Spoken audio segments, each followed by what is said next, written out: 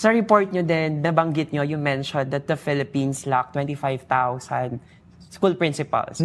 So that's basically half of the public school system Yes. na wala palang principal. Yes. So siguro para sa mga nanonood sa atin ngayon, ano ba yung impact nito na walang leader yung mga schools nila? So, ang ginagampanan ng isang principal sa isang school, napakalaki. Right. Siya ang school leader, siya ang taga-drive ng vision, ng reforms, siya ang nagsasabing, ano yung kailangan nating i-hire, ano yung kailangan nating gawin, saan natin ilalaan yung pondo natin. Siya rin yung instructional leader. Ibig sabihin, pag meron tayong problema sa learning ng bata, siya yung magbabasto na sabihin niya, ito yung gagawin natin, maglo-learning recovery tayo, gagawa tayo ng remediation programs.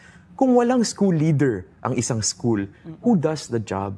Kung on top of the other responsibilities of a teacher, kasi puro teacher in charge saka OIC yung nakikita natin, hindi niya kaya yun kasi loaded sa teaching and other responsibilities ang mga teachers natin. Kaya nga nagulat kami kasi sa totoo lang hindi namin tinatanong yung questions na yan. Kasi akala namin basic yan. Dapat may principal ang bawat school. Kasi dapat ganun talaga. In many studies, the school principal is the most critical driver for education reform. So kung walang principal, who does that work? Right. Who drives how do you do decentralization kung wala ka palang bibigyan? Ang tanungan namin sa DepEd, we requested for admin officers to support in the non-teaching.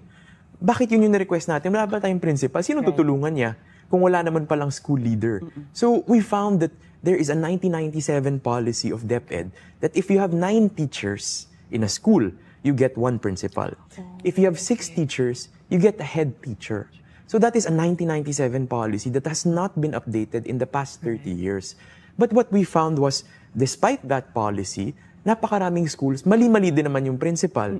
May mga schools kaming nakita, 100 teachers, walang principal. Okay. So, how are we doing it, no?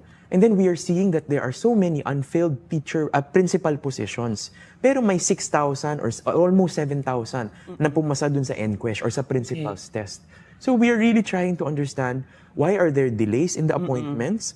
Why are we not requesting for principal positions? Why are we not updating the 1997 policy that says if you have 9 teachers, tsaka ka lang magkaka-principal?